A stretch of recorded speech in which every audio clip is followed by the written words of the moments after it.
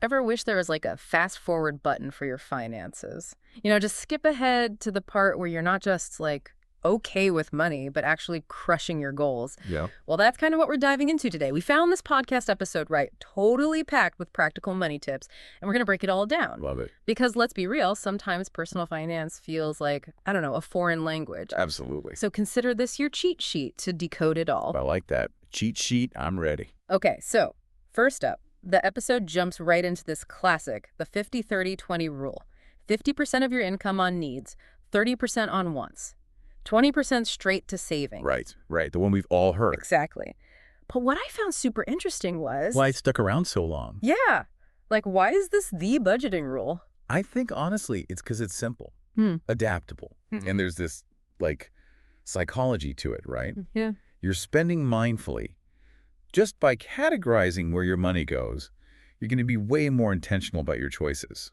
That's so true. Although, confession, I always get tripped up on, like, what actually is a need versus a want. Oh, for sure. And that's where the make it your own part comes in. This isn't one size fits all. Like, let's say you've got a long commute for work. Yeah, a reliable car is definitely a need. Right. But that doesn't automatically mean you need the latest, most expensive model, you know? Okay, that's a good point. So much to think about there.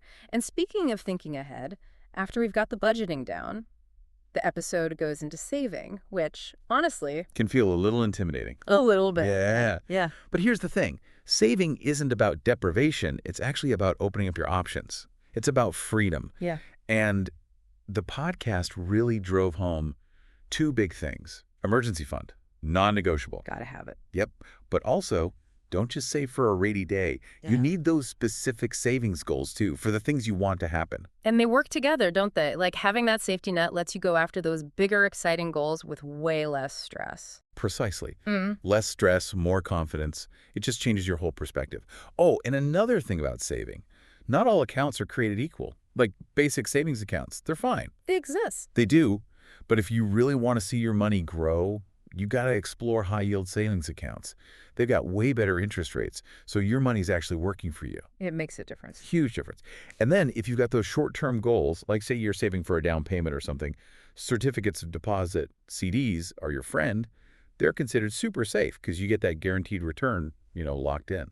There's just something about knowing your money is, like, safe and sound, but also growing. That is so reassuring. Which reminds me, the episode mentioned automating your savings, and, like, seriously, that's been a game changer. Oh, automating is key. Like, set it and forget it. It's like financial magic. But, okay, we've got to talk about investing, too, because the episode dove into that, talking about stocks, bonds, mutual funds. Okay, so the investment trifecta. And the main takeaway for me there, diversification is your best friend. It's all about spreading the love, not putting all your eggs in one basket. You know what I mean? Because, look, stocks, they've got that potential for really high growth, but they also come with more risk.